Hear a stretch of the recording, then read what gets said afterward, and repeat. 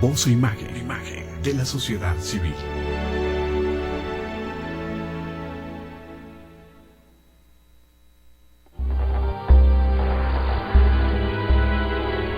Canal Patrio, voz e imagen de la sociedad civil.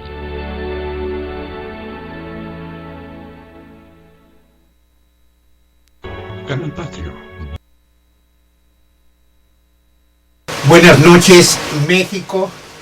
Buenos días, buenas tardes en otra parte del mundo donde nos sintonizan. Les damos la más cordial bienvenida a su programa Del Juego al Fuego. ¿Y tú aún no has caído? Este es un programa donde hablamos de la ludopatía. Para las personas que nos sintonizan por primera vez, la ludopatía tiene dos raíces. Una que es ludus, que quiere decir juego, y la otra patella, afección o padecimiento. Esto es la enfermedad del juego. Coloquialmente decimos la adicción a los juegos de azar. Pero bueno, decimos a los juegos de azar porque en 1980 la Asociación Estadounidense de Psiquiatría la acepta como un trastorno mental de control de los impulsos en su manual diagnóstico DSM-3. Este es un manual donde se clasifican las enfermedades mentales. Es un manual que utilizan los psicólogos y los psiquiatras. Actualmente está el DSM-5. Este se va cambiando cada determinados años. Se juntan una serie de psiquiatras muy importantes del mundo y ya hacen este manual. Pero bueno, en ese tiempo los adelantos tecnológicos no estaban tan avanzados. Actualmente hablamos como ludopatía, internet, videojuegos y teléfonos celulares. Naturalmente cuando es relacionado con el juego. Cuando nada más están chateando por otra cosa que no tiene que ver con el juego, bueno, pues lo vemos como una adicción. También como una enfermedad, una patología. Ahora tiene un nombre muy especial, el teléfono celular, la adicción al teléfono celular. No traigo el nombre ahorita por escrito, la próxima vez se los voy a traer, porque las siglas son en inglés, no móvil, algo así. La próxima semana les voy a traer el nombre, pero bueno, ya está considerado también como una patología, porque luego la ludopatía tiene dos características muy especiales. Una, en el caso del juego de apuesta, es la incertidumbre de poderte enriquecer de la noche a la mañana, sobre todo en los casinos, ¿no?, que ofrecen premios espectaculares y todo. Entonces en eso estriba la enfermedad, en ese pensamiento mágico que de repente el enfermo ludópata cree que un golpe de suerte le va a cambiar la vida adversa. Y la segunda característica de esto es la evasión de la realidad. O sea, me evado de todos los problemas que tengo, no los quiero enfrentar, como el avestruz que mete la cabeza en la tierra y dice no pasa nada. Claro que está pasando, hay muchos problemas, pero bueno, me tapo los ojos y no los veo. O sea, en lugar de los problemas, de tomar las riendas de su vida y todo, las adicciones nos ayudan a evadirnos, que no es nada benéfico, pero bien. Bueno, nosotros somos una asociación civil, ADA-CALCI. Las siglas son C de Carlos, A de T de Carlos, Asociación Civil. Nosotros trabajamos en contra del juego. Tenemos una campaña contra esa enfermedad, la ludopatía. Vamos a dar los teléfonos para la persona que tenga o conozca a alguien que tenga un problema con el juego, sobre todo en estas fechas, ¿no? Diciembre es muy importante, los aguinaldos, los días. Por eso dicen que todavía sigue fin, porque le dan fin a tu aguinaldo, le dan fin a todo, le dan fin a tu familia. O sea, ahí no es el buen fin de semana, ahí es el buen fin de todo. Acaban con todo. Y bueno, como cada semana, bueno, vamos teléfonos de la organización. Es 25 92 6690. Tenemos un celular 55 16 29 65 53. Tenemos un correo electrónico que es jugadoresenrecuperacion@yahoo.com.mx. Otro correo que es calcimexico@gmail.com, y tenemos una página que es www.calcimexico.wix/calci. Para todas las que quieran conocer más de esta enfermedad, quieran invitar a una plática, tenemos algún familiar con tipo de problema o alguno de ustedes. Sabe que es muy importante el reconocimiento. Hay muy poca información relacionada con esta enfermedad, por eso muchas veces ni siquiera sabemos que es una enfermedad, que tiene un tratamiento y todo. Es muy importante reconocerlo. Y para que se norme criterio de cuándo es cuando estamos afectando, esto es cuando traspasamos esa línea divisoria entre diversión y adicción. Esto quiere decir cuando empezamos a afectar otra área de nuestra vida. Esta puede ser personal, familiar, laboral. Para no hacer el programa tan plano, hemos hecho un programa multidisciplinario, donde cada semana invitamos a personas de diferentes disciplinas. Hemos invitado de baile, invitamos a una persona de una religión africana, personas de cuencos tibetanos, de pintura, de muchísimas cosas. Esto con el fin de otras alternativas, o sea, una gama de posibilidades de persona que genera una adicción o que simplemente ve la vida gris y que no sabe por dónde. Desgraciadamente en la actualidad hay muchísimos jóvenes que no saben ni qué quieren hacer con su vida. Por eso estamos dando esta alternativa. Y por otro lado, bueno, como cada semana tenemos a la encantadora de libros, que ella tiene una cápsula muy, muy especial, muy interesante, porque cada semana nos habla de un autor diferente y nos hace una sinopsis del autor que está presentando. Nos ha hablado de una gran cantidad de autores, de libros y todo. También este es con el fin de que la gente pues se interese por la lectura. La lectura es maravillosa. Podemos aprender, podemos conocer lugares, podemos no sentirnos solos. Por eso dicen que es mejor que metas la nariz en un libro que en la vida de los vecinos. Encantadora de libros, pues te damos la bienvenida como cada semana. Es un honor que nos hagas el favor de acompañarnos. Gracias, amigos, buenas tardes, buenas noches, buenos días en otras partes del mundo. Es muy chistoso lo que dice Carlos, porque a los libros no se les mete la nariz, sino los ojos para que puedas leer.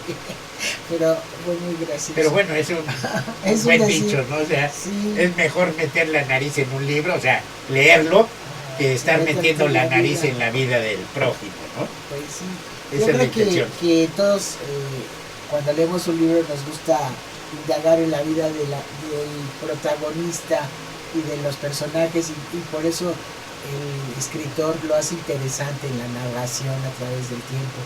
Pero bueno, hoy, amigos, les voy a hablar de una escritora francesa, porque es francesa, aunque de nacionalidad mexicana, Elena Poniatowska. Ella nació el 19 de marzo de 1932 y nació en Francia, en París. Sin embargo, es hija de un príncipe polaco y de una mujer que estaba emigrando allá, la familia Amor, que se fue con Porfirio Díaz y ahí conoció en Francia. Sin embargo, en la Segunda Guerra Mundial, si se dan cuenta, ya nació en 1932, pues la guerra estaba difícil y su papá y su mamá deciden venirse a México. Su papá se queda allá todavía combatiendo. Hoy en día Elena Poniatowska tiene 83 años. Es escritora y periodista. Como periodista, bueno, les voy a contar que cuando llegó a México ella era chica todavía, y entonces ella y su hermana pues fueron a estudiar a una escuela a Estados Unidos, a Boston probablemente. Y cuando regresó, su mamá quería que entrara a trabajar como mecanógrafa. De hecho, estudió mecanografía para ser una buena secretaria bilingüe, porque hablaba francés, español, que su mamá les hablaba. Su mamá es una mujer de descendencia de abolengo. De hecho, Elena Poniatowska es sobrina de una gran poetisa mexicana, Pita Amor, porque se llama Elena. Les voy a decir el nombre completo para que... Yo pensé que no era lo grande, pero el de Elena es mayor. Se llama Elena Elizabeth Louise Amélie Paula Dolores Poniatowska Amor. Y anexo, ¿no? No, nada más. Y ella realmente, de acuerdo a su descendencia es aristócrata. Ella es una princesa y su hermana Sara es una princesa. Sus papás los alcanzó en México después de la guerra y su mamá tiene Elena Poniatowska, bueno, tuvo porque ya falleció un hermano Jen que nació en México. Bueno, les platicaré que ella, por azar de la vida, entra a trabajar a Excelsior, donde nada menos y nada más el director era Julio Schiller. Y pues era un ambiente muy difícil, las mujeres se burlaban de las mujeres que podían llegar a ser periodistas. Y Julio Schiller siempre ha sido uno de los periodistas más vivaces. Y le dice, oye, ¿qué te parece si te lanzas a entrevistar? Y le dijo, ella, con mucho gusto. Oye, Misis, haciendo un paréntesis, dices que era muy difícil la mujer que llegaba a ser periodista. Tú eres periodista, ¿verdad? De profesión. Sí, soy licenciada en periodismo. Porque a lo mejor algunos de las personas que nos sintonizan y todo no conocen algo de tu currículum. Bueno, Entonces, pues yo soy periodista, soy licenciada de periodismo y comunicación, egresada de la UNAM, de la FES Zacatlán, y hice incursiones en algunos programas de televisión y de radio UNAM y demás. Después me casé y decidí formar una familia y dedicarme a ellos, pero siempre me ha gustado el periodismo y siempre me ha gustado la literatura, y por eso ahorita les estoy hablando de Elena Toledano, porque me pareció una vida muy interesante. Ella empezó a hacer sus pininos en Excelsior y tuvo entrevistas muy importantes. Entrevistó a Juan Rulfo, entrevistó a Pita Amor, que era su tía, entrevistó a Amalia Hernández, la gran maestra del folclore, del baile folclórico mexicano, y tuvo grandes. De ahí se pasó a Novedades, donde duró muchos años con su columna, donde conoce en una de las entrevistas que tiene que hacer a Guillermo Haro, que es astrofísico matemático con el que se casa en 1963 y con que tiene 2 hijos. Ella tiene una cantidad de libros. Sus primeros libros, entre ellos un libro de cuentos, donde hace cuentos imaginativos y habla de personajes como que son un tanto fantasmagóricos y muy bonitos. Sin embargo, es reconocida por grandes compañeros, no solamente por la sociedad, sino porque ella fue compañera de Carlos Monsiváis, es de la misma camada de esa época, de José Emilio Pacheco, y grandes amigos, porque de verdad que se estimaban y se conocían, y ellos aprendieron a respetarla como periodista y como mujer en el periodismo, porque independientemente de que hablaba varios idiomas, tenía una visión muy crítica, es muy crítica para la vida, ¿no? Y entre sus grandes libros está Dignísima, que lo redacta en 1992, Mi querido Diego, donde hace después de una entrevista que le realiza la primera esposa de Diego Rivera, no quiero decir el nombre, pero la primera entrevista que le hace, ella saca este libro donde la primera esposa de Diego Rivera le manda una serie de cartas que al parecer Diego nunca las recibió, y ella muere triste y decepcionada del gran amor que siente por él, ¿no? Y luego está Fuertes el Silencio. Fuertes el Silencio es uno de los libros que a mí en lo personal me ha gustado mucho, porque Fuertes el Silencio nos habla de los personajes que conmovieron, impactaron a la época del problema estudiantil en México en 1968, donde las mamás, los hermanos, los parientes iban a buscar a Elena Poniatowska a su casa y le decían, por favor, entrevístame, quiero que el mundo sepa lo que le pasó. Entre ellos Rosario Piedra de Ibarra, que perdió a su hijo y que nunca lo encontró, y se volvió una activista importantísima, a tal grado que ha sido ya en varias ocasiones diputada federal por el PT y 20,000 cosas. Esta señora que se volvió una activista a raíz de que venía a exigirle a Luis Echeverría y a hacer huelgas de hambre al centro de la ciudad. Y entonces Elena Poniatowska toma el sentir de toda esta gente y hace un libro que se llama Fuertes el Silencio, que es muy bueno. Y ella nos habla también de cuentos infantiles. Ha ganado un galardón Cervantes, que en 38 años solamente 4 mujeres lo han obtenido, y las 4 veces ha sido Elena Poniatowska. Entonces es un libro muy sentido. Aunque es de origen aristócrata, ella se define de izquierda, y ya creo que sí lo es. Ella ha apoyado campañas políticas en contra de la corrupción, la impunidad y la injusticia por parte de la política mexicana. Ha apoyado, entre otros, al PRD y a Andrés Obrador. Sí, Andrés Obrador. Y ha participado y llevado su mensaje de injusticia y todo. Hoy les voy a hablar de un libro que se llama La Noche de Tlatelolco. La Noche de Tlatelolco, este libro lo realiza a petición de las mamás, como les decía, pero fue muy interesante porque hizo una parte documental de los personajes. Ella iba a buscar a los estudiantes que estaban en Lecumberri, que no tenían, ni les habían dicho juicio, ni nada, estaban ahí y que duraron años.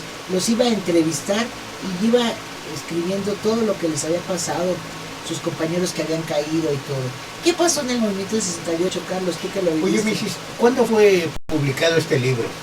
Este libro fue publicado en 1980, ya después de que pude pasar algo. Exacto, tiempo, porque bueno, no, pasó muchísimo tiempo para que se pudiera hablar de esta masacre, ¿no? Porque realmente fue una masacre, y como tú dices, de los presos, no sé, lo que llamaban los presos políticos.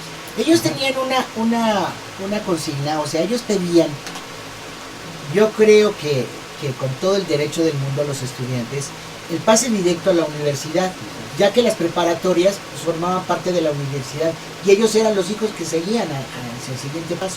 Entonces, una de las razones del pliego petitorio que tenían los chicos de 68 era eso, que se les diera el pase automático a la universidad.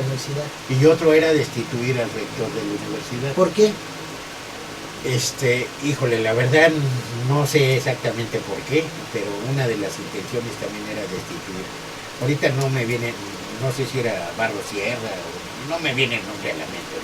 Ya hace muchos años que yo creo que esto sería inútil hablar de la razón por la cual fueron. Sin embargo, este libro, La Noche de Tlatelolco, no sé si ustedes vieron una película que se llamó Sangre Roja, algo así, ¿no? donde se trata de unos chicos que se están escondiendo, van a un meeting donde ellos creen justo lo que están pidiendo y sin embargo el gobierno trata de reprimirlos.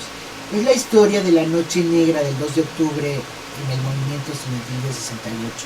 El movimiento estudiantil, ya dijimos que dentro de sus peticiones estaba pues el pase directo a la UNAM, que ellos consideraban que era justo, y había grupos de quizás porros y grupos en la universidad que estaban y pedían la autonomía total, que no tuviera intervención el gobierno en relación a las decisiones que se tomaran, sino que fueran los propios estudiantes las que las tomaran. Bueno, se supone que la universidad tenía la autonomía. No era así. Se supone, ¿no? O sea, no había pasado conflicto en el 68, pero en ese tiempo rompe la autonomía de la universidad, porque incluso soldados se atacaron en la universidad. Las prepas cierraron las puertas y entraron. Bueno, eso es la historia. Elena Poniatowska realiza una serie de entrevistas en Lecumberri con jóvenes del movimiento que pensaban que no merecían la represión y la muerte que habían sufrido sus compañeros. Es un episodio injusto y triste de la historia de México, donde los actores principales, y en este lado los villanos, era Gustavo Díaz Ordaz, el presidente de México, el secretario de Gobernación, que en este caso era Luis Echeverría, que posteriormente fue presidente. Pero ahorita que comentas de la gente que estaba detenida, que pensaba que no era justo, lo que pasa que el estudiantado, por ejemplo, son masas muy fáciles de mover, que muchas veces políticamente se utilizan, ¿no? Porque en ese tiempo pues había muchos intereses atrás de esto que muchos estudiantes ni siquiera conocíamos. O sea, hubo un problema, creo que esto inició con un problema de la vocacional y una escuela que se llamaba Ochoterena, que tuvieron un conflicto en la Ciudadela. Ajá. Y entonces posteriormente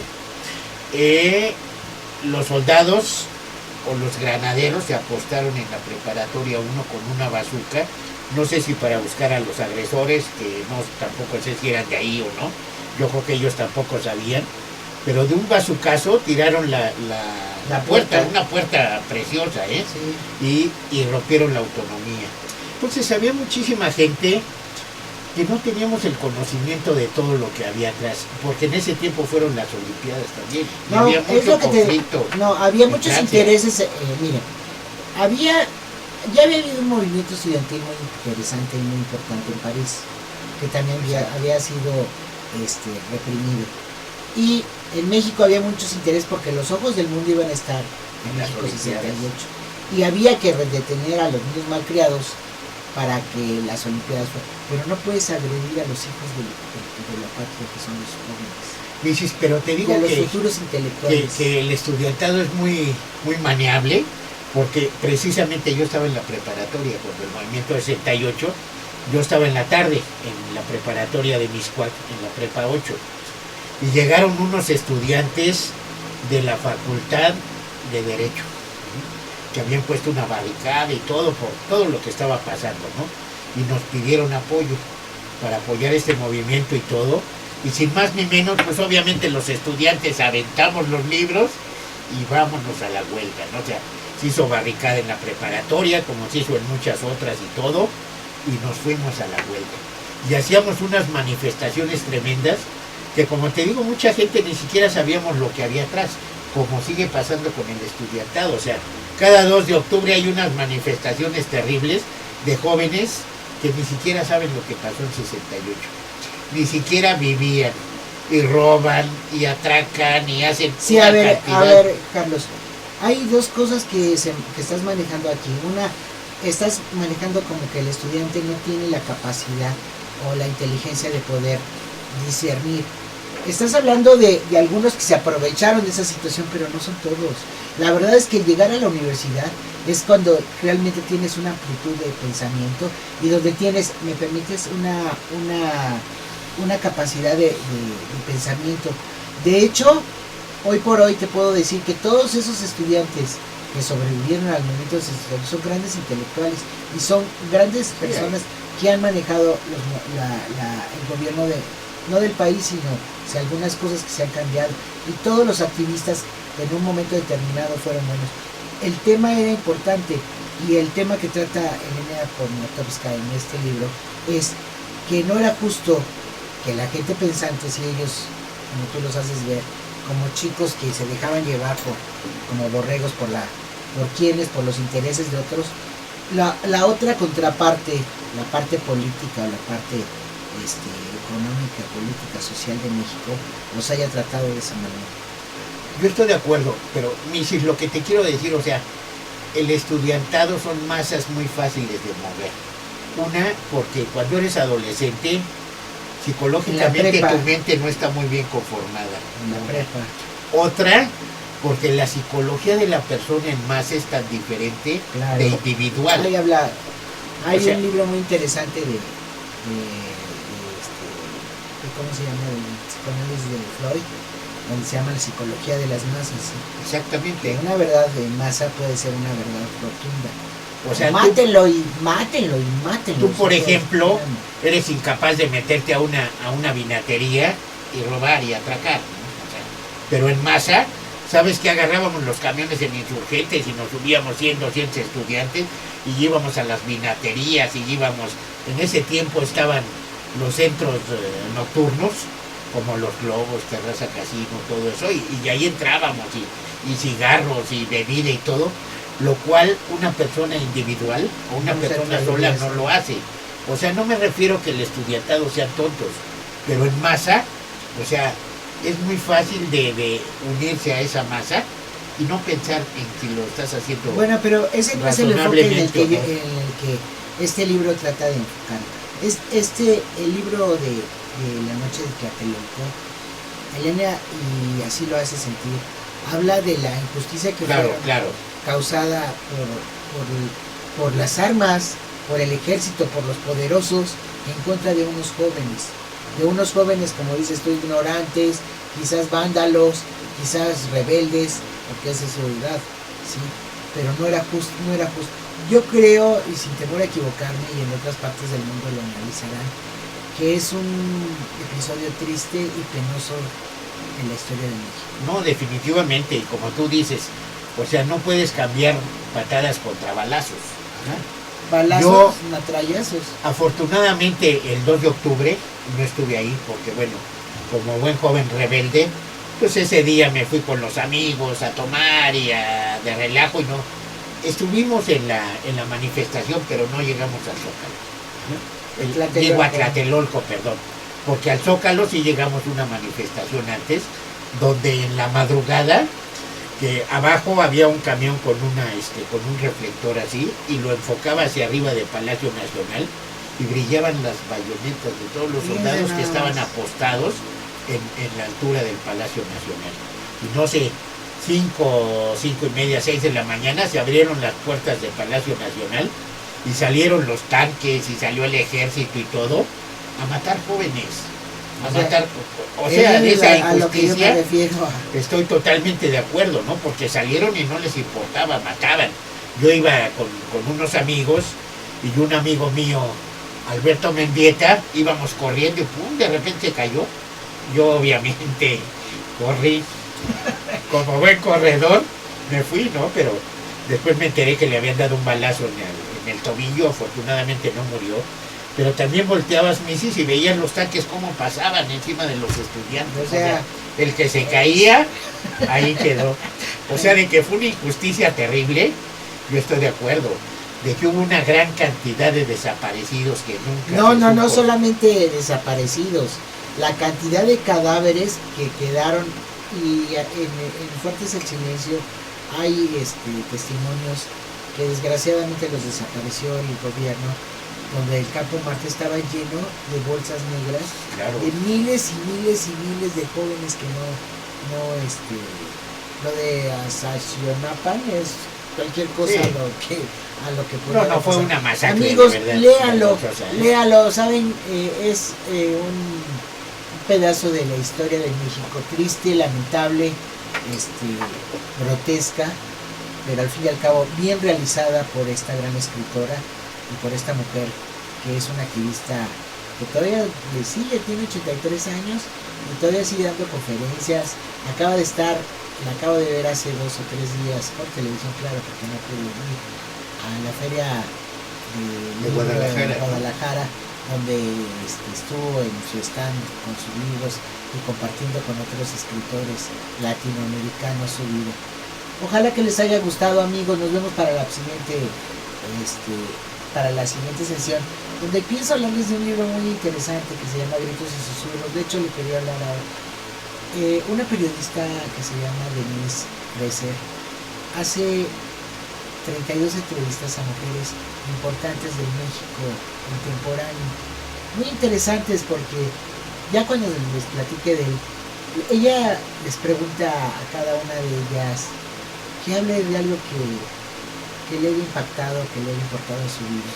Y así en ese libro hablan cineastas, directoras, activistas, empresarias, actrices, bailarinas, diseñadoras, pero gente que ustedes ni siquiera se lo imaginan. Así es que me encantaría poderlo compartir con ustedes y hablarle de todas estas mujeres tan interesantes, tan valientes, de chefs y tan fuertes, que han sabido sobresalir en un país donde había mucha represión sobre la mujer y donde hoy en día gozamos de una gran apertura para poder expresar lo que piensas, lo que sientes y poner en práctica tus ideas. Ojalá que les haya gustado y que nos podamos ver la próxima semana, amigos. Muchísimas gracias. Encantadora de libros, pues como siempre, tu cápsula muy interesante. Siempre nos quedamos picados con el libro del que hablas y bueno, léanlo, amigos. Vamos leyendo algunos. Este se llama La Noche de Tlatelolco y el otro se llama Fuertes el Silencio. Fuertes el Silencio es donde les digo que ella narra la historia de algunos jóvenes y también la de esta Rosario Ibarra de Piedra, donde narra peregrinar por esta vida activista que ha llevado a través del tiempo y donde nunca encontró a su hijo. Misis, yo creo que estos libros de que hablaste ahora son muy interesantes, sobre todo me gustaría comentar a la gente que nos sintoniza, a los jóvenes, que leyeran estos libros, porque realmente la matanza del 2 de octubre fue una tragedia, pero terrible, como dices, no como los 43 que han peleado tanto y eso, ¿no? Pero injusta, pero les quiero comentar esto a los jóvenes porque saben que fue algo muy trágico, donde deberíamos de guardar, como dice el libro, ¿no? Fuertes del silencio, donde deberíamos de guardar un silencio muy importante, donde deberíamos de reflexionar en cuanto a esa matanza y todo. No, como te decía hace rato, ¿no? Los jóvenes en masa se reúnen y para celebrar el 2 de octubre siguen atracando camiones, siguen haciendo cantidad de situaciones graves y todo, que no es correcto. O sea, estamos cayendo precisamente en ese problema que pasó el 2 de octubre. Yo creo que debería de haber una forma muy diferente, no de celebrar, porque no estamos celebrando, sino de rememorar esa tragedia tan grave. Pues muy interesante. Y precisamente para las personas que nos sintonizan ahora, hoy no tuvimos invitados y lo hicimos a propósito porque queremos hablar un poco de la palabra. La palabra que proviene de una raíz latina que es parábola, y esto pues es un elemento sumamente importante en todos los lenguajes. Pero la palabra, como comentábamos, tú haces un comentario de la Biblia, ¿no? De que Dios decía que era... ¿Cómo tú lo puedes comentar? Sí, mira, lo que pasa es que estaba leyendo el Tom Chat de mi amigo José Manuel, que dice que los ven desde Pemex, y creo que este tema del movimiento de 68 lo deberíamos de tratar en un solo programa. Pues precisamente por eso no hubo invitados, amigos, porque independientemente de la izquierda que hoy maneja pues varios partidos políticos, como es el PRD, como es Morena, como son muchos otros, donde, como decía Carlos, hay una gran ambigüedad. Los jóvenes, y hacer una mención que a mí me parece muy muy interesante, los jóvenes que caen en la drogadicción, en la ludopatía, en el alcoholismo, también puede caer en obsesionarse. ¿Saben qué, muchachos? El sentido común es algo muy importante para lograr saber qué está bien o qué está mal. Y otra de las cosas que es muy importante es leer, prepararse, o sea, buscar información, no quedarse con las dudas, porque sabes que hay grandes líderes, y cuando habla Carlos de la palabra, precisamente nos referíamos a que la palabra es muy interesante.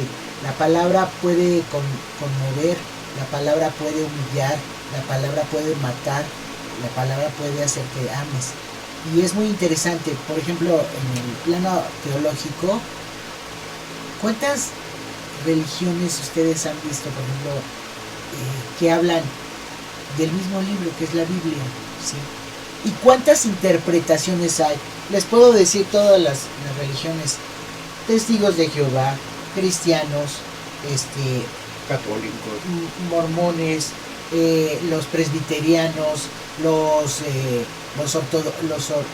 bautistas, o sea, y hablan todos del mismo libro, pero la interpretación de la palabra del libro es la que ha modificado a causa. Los luteranos, ¿sí?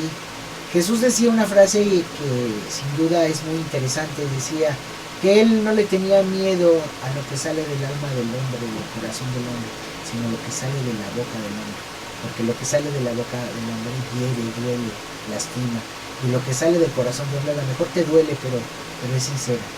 Y entonces decía que utilizar la palabra teníamos que tener mucho cuidado, y también tenemos que saber analizar la palabra. Oye, Miss, así como dices de la interpretación de tantas religiones y todo, incluso en plan de broma, dicen que la Biblia es el libro más exacto que hay. Porque dicen, hasta la hora pusieron cuando escribieron las cosas. Dice José 12:35.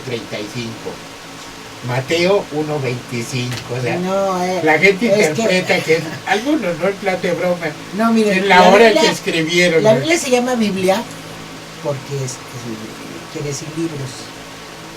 Génesis es un libro, Éxodo es otro libro, Proverbios es otro libro, Reyes es otro libro, y así. Entonces, cuando ustedes ven la cita, por ejemplo, Mateo 2:16, habla de Mateo, el libro y el versículo, porque se van dividiendo por versículos. Entonces de eso se refiere. No, yo sé, pero te digo que dice que es porque que lo ven así como si fuera la hora en que lo escribieron. Pero bueno, como comentábamos de la palabra, ¿no? Que es muy interesante, la interpretación que le da uno y la forma en que la utilizan algunas personas también, que puede ser ofensiva, que puede ser, por ejemplo, cuando dicen, es que te doy la palabra, quiere decir que tú puedes hablar. Cuando dicen, es que llegamos a un acuerdo con la palabra, o sea, que se pusieron de acuerdo, negociaron para ver qué era lo mejor para ambas personas. Incluso en los diferentes lenguajes misis, tú sabes que hay palabras que en un país quieren decir una cosa. Sí, por ejemplo, en español, hablamos español todos Latinoamérica, y sin embargo, en Argentina, en Venezuela, en Colombia, en Uruguay y todo. Una palabra que para nosotros puede ser una broma, para otro puede ser una ofensa, ¿no? Exacto, o sea, hay palabras que en diferentes lenguajes significan dos cosas totalmente distintas, ¿no? Como por ejemplo los españoles que están muy dados a decir coño, ¿no? O sea, coño, me cago en la leche, ¿no? Y para nosotros el coño es algo sexual. Sí, claro. O sea, y eso, me cago en la leche, o sea, para ellos es tan común decirlo, si nosotros, oye, te vas a cagar en lo que te vas a tomar, como que es muy absurdo, ¿no? Las palabras ofensivas. El respeto por la palabra. A ver, vamos a platicar algo de respeto por la palabra. Ustedes saben que en varias... nosotros tenemos un lenguaje coloquial, se llama coloquial al lenguaje común que hablan pues, en los barrios, en las colonias, entre los cuates y todo. De hecho, las picardías, las groserías forman parte del folclore de México. Sin embargo, yo creo, y sin ninguna duda, es importante que le demos el respeto a la palabra correcta. Yo creo que alguien que se dirige a un grupo determinado, aun cuando es un grupo de humildes o demás, debe hablarle con corrección. Por ejemplo, y esto me refiero porque hace poco comentábamos Carlos y yo, que en los grupos de autoayuda, todos se sienten padrinos y terapeutas. ¿Por qué? Porque han logrado dejar de, pues no sé, el vicio del alcohol o una adicción o algo así por el estilo. Y entonces al hacerlo, ellos ya son superiores a los que llegan nuevos. Sin embargo, dentro del grupo se hablan a puras picardías, a puras groserías. Y esto pues se ha hecho como algo gracioso. Sin embargo, amigos, yo les ponía una comparación. Les decía, bueno, si la palabra se hizo, si hay una Real Academia Española donde habla de que la palabra tiene una gran importancia, ¿por qué no utilizar las palabras bien? Sobre todo cuando hablas en público, cuando hablas con tus cuates y estás en copas o estás en un grupo determinado, sí. Pero cuando vas a hablarles para los demás, tanto respeto merecen ellos con la palabra como merecen que tú les hables con palabra. ¿Cómo puedes hacerlo? Porque me puedes decir, oye, si no saben hablar de otra manera, ¿cómo quieres que lo hagan? Preparándose. ¿Sí? Yo voy a hablar con ustedes, voy a darles un mensaje de amor, de paz, de consuelo, de esperanza, ¿sí? No lo voy a hacer a través de las groserías o a través de un lenguaje coloquial. Voy a escribir lo que pienso y voy a tratar de darles lo mejor de mí para que ustedes tengan lo mejor de mí para eso, ¿sí? Oye, pero qué bueno que comentas eso de los grupos, ¿no? Porque incluso hay personas que no son de muchas groserías, pero que entran a un grupo de autoayuda, llámale Alcohólicos Anónimos, llámale grupos de cuarto y quinto paso, No, llámale adictos al sexo, neuróticos y todo, donde el ambiente ya se ha hecho a base de groserías y esa persona se va habituando a hablar de esa manera. Yo creo que algo de lo que es muy importante es buscar un crecimiento integral, donde estamos hablando de cuerpo, mente y espíritu. O sea, no porque dejas una adicción, ya eres maravilloso, ya eres terapeuta, o sea, ya puedes dar consejos a la gente. Desgraciadamente, muchas cosas de los grupos se han desvirtuado. Fíjate que los 12 pasos son maravillosos, porque Eso sí, incluso yo lo creo. son sacados de los evangelios.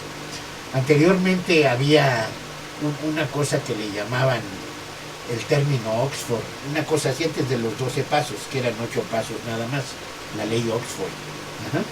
Posteriormente vienen los 12 pasos, que realmente son maravillosos. Como repito, son sacados de los evangelios. Pero hablando de la interpretación que le damos a las cosas, o sea, cómo cada quien lo interpreta de la manera que quiere.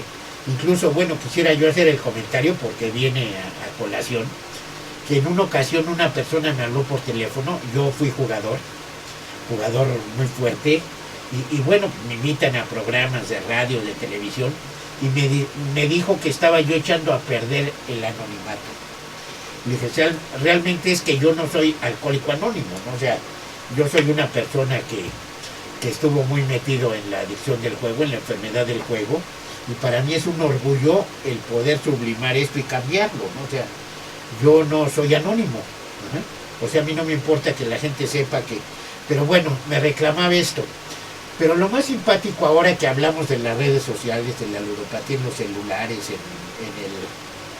en los videojuegos, en todo eso, Misis, no sé si te habrás dado cuenta que en el Facebook todo el mundo se exhibe.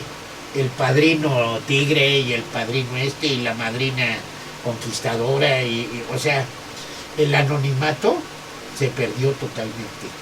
Eso era muy importante, ¿no? Decían Bill y Bob, decían que era muy importante porque primero había que anteponer la enfermedad que las personalidades. ¿Por qué? Porque muchas personas aprovechaban esto para pedir dinero, para ayuda al grupo y todo. Y los grupos se deben de mantener por los mismos asociados o los mismos agrupados, ¿no? Por eso se manejaba el anonimato. Claro. Por un segundo terminó porque hay personas importantes en los grupos, llámale artistas, políticos, doctores, X, ¿no? Claro, que podían ser víctimas de chantajes, de muchas cosas, ¿no? ¿Sabes qué? Marginación e incluso de rechazo por tener una adicción, y son tan humanos como cualquier otro. Exacto, pero por eso estamos se desvirtuándonos del tema, Carlos. de la palabra. Estábamos hablando de la palabra en todos los sentidos, y de la palabra que conmovió al mundo en el sentido del movimiento del 68. En los chats nos dicen que todavía hoy en día sigue habiendo mucha represión contra los estudiantes, porque no han logrado de alguna manera ser respetados y vistos como seres pensantes, sino como redes y demás. No lo sé, amigos. Yo creo que es interesante pensar que como padres, como profesores o como guiadores sociales, debemos de transmitir a los jóvenes ese sentido común, ese pensamiento de explorar y de darse cuenta hasta dónde los que nos dicen es importante, hasta dónde esa palabra de un líder, porque también vamos a hablar de la palabra como instrumento político y como instrumento, el respeto de la palabra. Por ejemplo, los grandes líderes han sido grandes personas que saben hablar y que saben mover a los demás, pero eso no quiere decir que sean grandes personas. Y ahí está el ejemplo de Hitler, ahí está el ejemplo de Mussolini, ahí está el ejemplo de Stalin, que son seres de Franco en España. Y además lo triste, y lo comentaba el otro día respecto a un libro que hablamos aquí, que todos fueron en la misma época. Fue una época atroz para la humanidad. ¿Por qué? Porque con las ideas extravagantes de estos hombres que tenían, y ese poder tan fuerte que tenía la palabra de ellos en los demás, los grandes líderes, movieron el mundo a una guerra inútil, a una guerra donde murió mucha gente, donde sufrieron muchas familias y donde se transformó la historia. Y esto nos lleva a pensar que hay que tener sentido común, y hay que analizar lo que nos dicen los demás, ¿sí? Y ver hasta dónde va contigo, está en tu entorno, también la psicología de la palabra, ¿no? Cómo la palabra, cómo una palabra puede, como tú decías, significar tantas cosas para todos, cómo la podemos sentir o ver y cómo podemos transformarla para el bien común. Dices, ¿tú sabes cuál es la palabra más utilizada para diferentes cosas? ¿Amor? No, No sé. madre. Ah, Madre, fíjate, madre significa la mamá de unos niños. Pero para decir que algo no te interesa, dices, ¿sabes qué? Me importa madres. Ajá. Y para decir que algo tampoco te interesa, dices, me vale madres. Y para decir que estás enojado, dices, estoy hasta la madre. O sea, tiene una gran cantidad no de significados, sino de percepciones, que dependiendo de la forma en que lo digas, es el significado que le dan. Pero esa es la palabra más utilizada, fíjate, madre. Estoy hasta la madre, eso es una madre. O sea, ve cuántos significados le puedes dar a esa palabra, dependiendo la forma en que lo digas, o la unión con algún otro tipo de palabra. ¿Tenemos algún chat nuevo? Tenemos muchos chats, amigos. De hecho, ahorita estaba leyendo uno de Karina que dice: hola, los vemos desde Coajimalpa. Me encanta esa sección. Mando saludos a Mrs. y a mi hermana Lola. Lola, te manda saludos tu hermana a través del programa. Ojalá que los... Oye, y también queremos mandar un saludo a Petróleos Mexicanos, Sí. que creo que nos hace el favor de vernos cada semana y de escribirnos algo. Un abrazo a todos los de Pemex. Sí, amigos, y le damos una gran importancia a todo esto. Por eso hoy quisimos hablar de este tema. Yo sé que nos ven en otras partes del mundo, pero es muy importante que como mexicanos nos concienticemos de que no vuelvan a hacerlo. Y esto va a colación por la palabra, así como estamos tratando de unirlo Carlos y yo en este sentido. Porque el movimiento del 68 nos marcó. Sin embargo, hemos seguido arrastrando una serie de errores en la política mexicana por la poca participación que tienen los ciudadanos. Nos quejamos, pero no participamos, por una parte. Y por otro lado, a través del voto, pues podemos hacer grandes cosas, ¿sí? Grandes cambios en México. Y eso es tener mucho cuidado con las palabras de las personas, investigar si lo que están diciendo es verdad, de dónde viene esa persona, la psicología de las palabras, ¿sí? Y luego existe otra gran cosa que para mí es maravilloso, la palabra en la música. Por ejemplo, la palabra en la música, ¿cuántas canciones se han hecho que nos llegan al corazón, que nos hacen enojar, como la chancla que yo pido? Sí, la palabra en la música, que nos hace despreciar a los demás, nos hace amar a los demás, desesperarnos, puede haber erotismo, todo, porque la palabra en la música ha sido maravillosa y ha inspirado a grandes compositores que han traspasado las barreras del tiempo y de países para eso. Dices, ahorita que hablas de la música, yo creo que también sería muy significativo la poesía. Ay, claro. La poesía, ¿no? Porque, por ejemplo, escuchas una canción que dice, ¿sabes qué? Eso me encantaría decirle a mi novia o a mi esposa. Oye, es una poesía y dice, ¿sabes qué? Me hubiese encantado escribir eso para fulana de tal, para mi mamá, para mi papá, para mi hijo, para mi amante. O sea, las palabras son importantísimas. Y trataba yo de hablar hace rato de los grupos, de los padrinos, de todo esto, no precisamente para desviar el tema, ¿no? Sino para entrar a esa problemática de cómo en los grupos se han desvirtuado las cosas a través de la palabra. No, al revés. Yo creo que los grupos son maravillosos, No, claro. que han hecho una gran labor a través del tiempo, pero que hay que pulir. O sea, pulir quiere decir que hay que mejorar ciertas cosas, como eso, la palabra. O sea, utilizar las palabras, si no elegantes, si no rebuscantes, sí palabras sencillas, pero con respeto al público que estoy hablando, no a mentadas de madre, como dices tú, o a groserías, A puras madres. a puras madres, como decía Carlos, sino más bien con un respeto para los que le estoy hablando y para mí mismo, ¿sí? Que haya eso, decir, ¿saben qué, chicos? No sé, es una sugerencia. Yo en particular los respeto mucho y les mando un gran saludo a todos los grupos De autoayuda, de que son autoayuda, maravillosos. sí. Y en particular les mando. Pero les decía, por ejemplo, También la palabra ha sido maravillosa a través de la literatura, amigos, la poesía. La poesía es una parte de la literatura. Entonces los libros nos hablan, por ejemplo, ¿cuántos libros han sido se ha escrito un libro como El Quijote y se ha traducido a ciento y tantos idiomas y dialectos? ¿Por qué? Porque eso está marcando la pauta de la vida. Vamos a leer los chats que tenemos para ustedes de nuestros amigos que nos están siguiendo. Pablo Barragán Cortés: esta historia es muy fuerte, nunca estuve ahí, pero algunos familiares también le cuentan que fue muy triste. Claro que fue triste y aparte deshonroso para un país tan importante como México. Luego nos habla José Manuel. Dice: los vemos desde Pemex, que les mandamos ahora un saludo. Un abrazo. Creo que este es un tema que le deberían dedicar mínimo un programa completo. Se lo estamos dedicando. Si quieres más lo podemos seguir. Puedo hablarte de otro libro de Carlos Monsiváis donde habla del tema, pero me encantaría que lo leyeras y que lo comentáramos. Karina quiere leer. ¿Por qué dicen que es muy aburrido? Que leer es muy aburrido. Hasta ahora sé qué es ludopatía.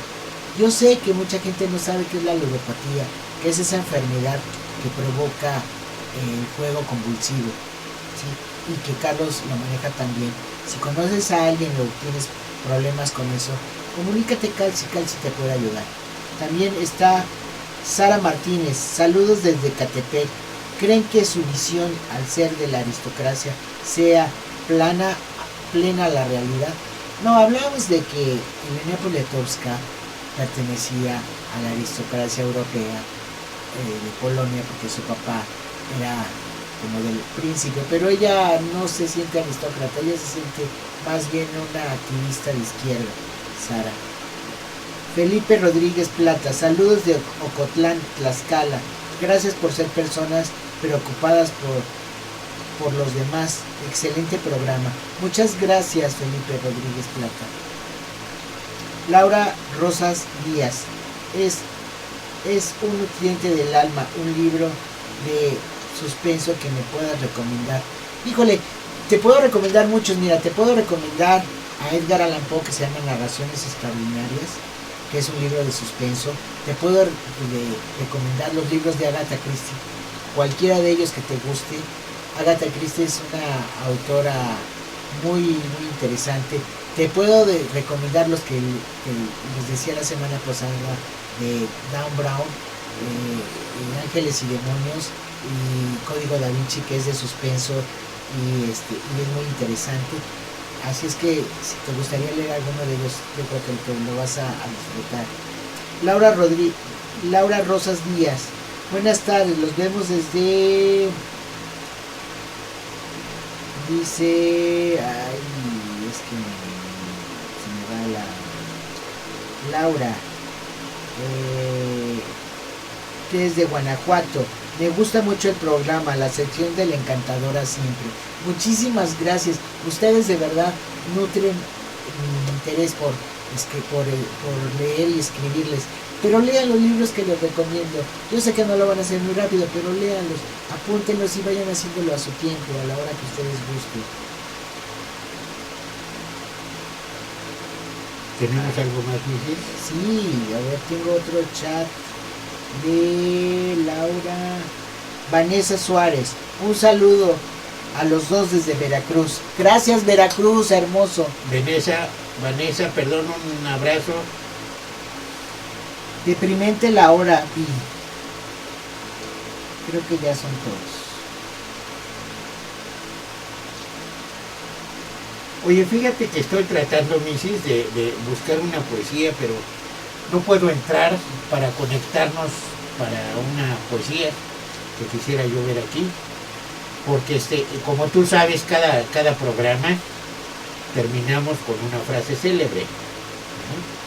Pero hoy, hablando de la palabra, me encantaría terminar con una poesía que se llama No te rindas, de Mario Benedetti.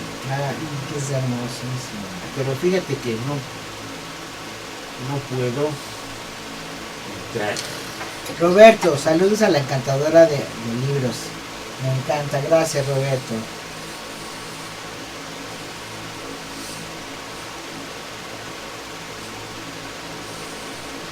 Vamos a ir a un breve corte, no se vayan, estamos por terminar, vamos a un breve corte rapidísimo y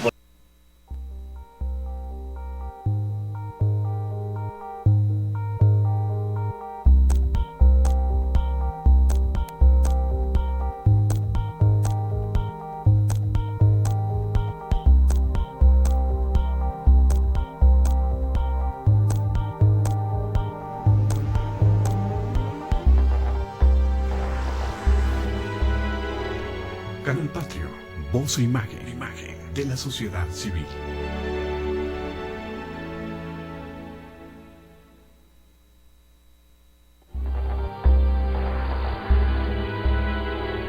Canal Patrio, voz e imagen de la sociedad civil.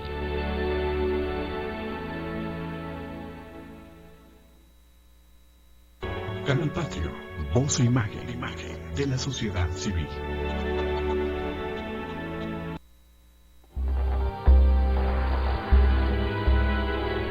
Canal Patrio, voz e imagen de la sociedad civil.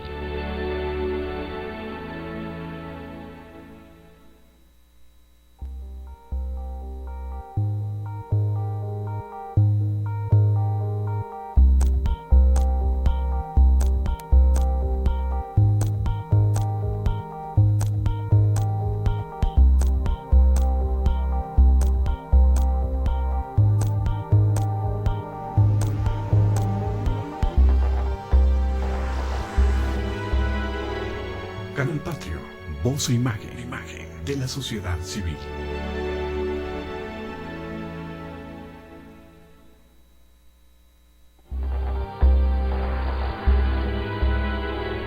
Canal Patrio, voz e imagen de la sociedad civil.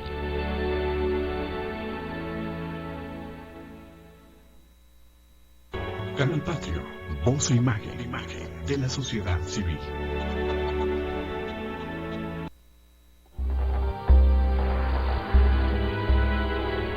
Canal Patrio, voz e imagen de la sociedad civil.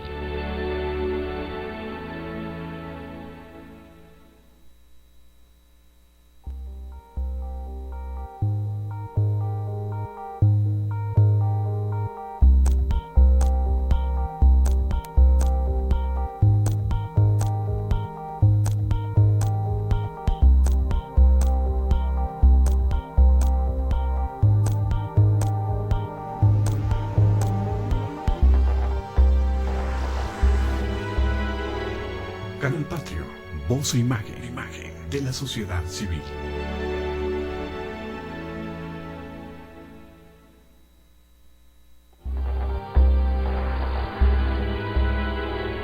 Canal Patrio, voz e imagen de la sociedad civil.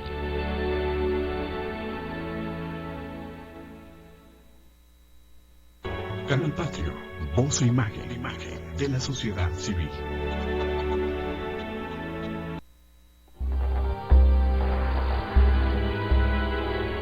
Canal Patrio, voz e imagen de la sociedad civil.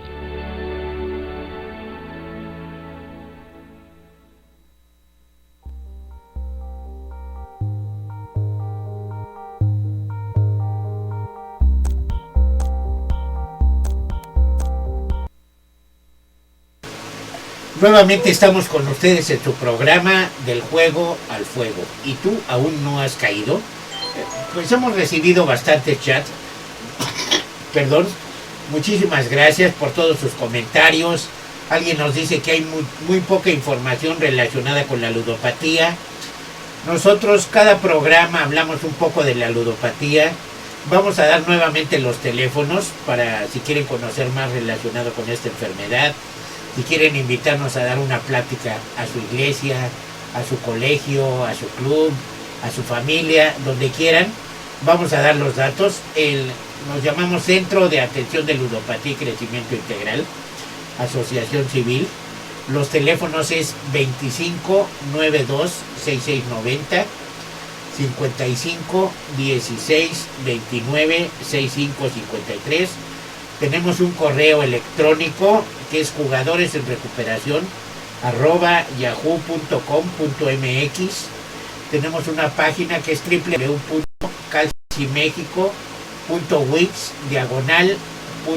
diagonal calci. Bueno, pues el tiempo se nos ha venido encima. Encantadora de libros, ¿quieres mandar algún mensaje, algún comentario? Sí, quiero mandar un saludo muy especial al cumpleaños de mi nieto, Leo de la Rosa del Moral, que hoy es su cumpleaños. Le mando un beso y todas mis bendiciones. Que Dios lo conserve muchos años más. Cumple 2 años. Bueno, mandamos rápidamente un mensaje a todos nuestros asociados. En Villahermosa, la psicóloga Silvia Castro. En Villahermosa también al especialista en ludopatía, Christopher del Moral. En Cuernavaca, al doctor Marco Molina. En San Luis Potosí, a la señora Isamari. En España, a Sara Pastor. En California, a Belén Piccioni. Al sur de la Ciudad de México, a la psicóloga Erika Salazar. Obviamente a mis maravillosos nietos, Ana Pau, Leo y Emiliano. Bueno, y mando un abrazo a mi nieto también, Leo, que hoy es su cumpleaños, 2 años. Nieto, sabes que te adoramos, ¿eh? Ya por allá estaremos celebrando tu cumpleaños. Y como ustedes saben, cada programa terminamos con una frase célebre. Hoy, precisamente hablando de la palabra que comentaba yo hace rato de la poesía, encantadora de libros, me gustaría que leyeras esa poesía de No te rindas. Claro favor. que sí, con todo el gusto para ustedes, amigos. Es de Mario Benedetti, uno de los escritores, poetas latinoamericanos más prestigiados. Se llama No te rindas. No te rindas. Aún estás a tiempo de alcanzar y comenzar de nuevo. Acepta tus sombras, entierra tus miedos, libera el lastre y retoma el vuelo. No te rindas, en la vida es eso, continuar el viaje, perseguir tus sueños, destrabar el tiempo, correr los escombros y destapar el cielo. No te rindas, por favor, no cedas, aún en el frío queme, aunque el miedo muerda, aunque el sol se esconda y se calle el viento, aún hay fuego en tu alma, aún hay vida en tus sueños, porque la vida es tuya y tú también, y también tuyo el deseo, porque lo has querido y porque existe el vino y el amor. Es cierto que no hay heridas que no curen el tiempo. Abrir las puertas, quitar los cerrojos, abandonar las murallas que te persiguieron, vivir la vida y aceptar el reto, recuperar la risa, ensayar el canto, bajar la guardia y extender las manos, despegar las alas e intentar de nuevo, celebrar la vida y retomar los cielos. No te rindas, por favor, no cedas, aunque el frío queme, aunque el miedo muerda, aunque el sol se ponga y en la calle se oiga el viento. Aún hay fuego en tu alma, aún hay vida en tus sueños, porque cada día es un comienzo nuevo, porque esta es la hora y el mejor momento. Quiero, porque no estás solo, porque yo te quiero. Mario Benedetti. Muchísimas gracias, pues les agradecemos a todas las personas que nos sintonizan. Les pedimos que nos recomienden. Estamos todos los miércoles de 7 a 8 de la noche por www.canalpatrio.tv. Si les gusta el programa, recomiéndenos. Si no les gusta, quédense callados, por favor. No, les pedimos realmente que nos recomienden, porque es muy importante llevar esta información de la ludopatía, ya que, como saben, hay muy poca información. Cada vez hay más casinos, cada vez hay más problemas y muy poca información, y hay muchísima gente que está padeciendo esta obsesión y compulsión que los lleva a jugar, que no saben que es una enfermedad, que no saben que hay una ayuda. Esperamos nos sintonicen el próximo miércoles. Se despide de ustedes en los controles la señora Isabel Villaseñor. En los controles también tenemos el gusto de saludar hoy al doctor Hugo Barajas. En la conducción su amigo Carlos Arturo del Moral, el médico de almas. Hasta el próximo miércoles. Namaste. Hasta luego, amigos. Buenas noches.